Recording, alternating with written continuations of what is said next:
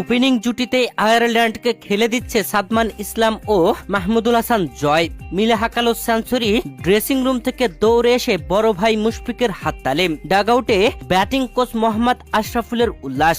প্রিয় দর্শক, সিলেট আন্তর্জাতিক ক্রিকেট স্টেডিয়ামে বাংলাদেশ ও আয়ারল্যান্ডের মধ্যকার প্রথম টেস্টের দ্বিতীয় দিনের খেলা চলছে, যেখানে আয়ারল্যান্ড আগে টসে জিতে ব্যাটিং এর সিদ্ধান্ত নিয়ে প্রথম দিন খেলে করেছিল 270 রান 8 উইকেট হারিয়ে। তবে আজ দ্বিতীয় দিনের শুরুতেই 2 ওভার 2 বল খেলতেই অল আউট হয়ে গেছে আয়ারল্যান্ড 286 রান করেই। প্রথম ইনিংসে ব্যাট করে আয়ারল্যান্ডের দেওয়া 286 রানের লিড নিয়ে বাংলাদেশ প্রথম ইনিংসে ব্যাটিং করতে নামে। ওপেনিং এ ব্যাটিং এ আসেন মাহমুদুল হাসান জয় ও সাদমান ইসলাম। দারুণ ব্যাটিং এ আয়ারল্যান্ডকে যেন রীতিমতো হতবাক করে দিয়েছে এই দুই ওপেনার, যেখানে সাদমান ইসলাম আগে হাফ সেঞ্চুরি হাঁকান, 49 বল খেলে 50 হাঁকিয়ে দেন তিনি।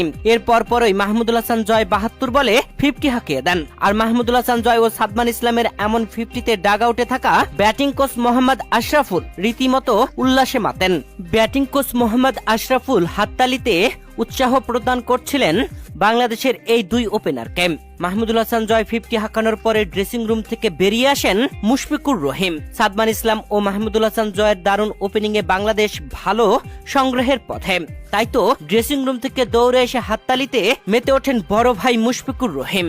প্রিয় দর্শক, হাফ সেঞ্চুরি করবার পরে সাদমান ইসলামের সেলিব্রেশনটা ছিল অন্যরকম। ব্যাট উঁচিয়ে ধরবার পরে মাঠে দাঁড়িয়ে দুহাত তুলে আমিন ধরেছিলেন, দোয়া করেছেন।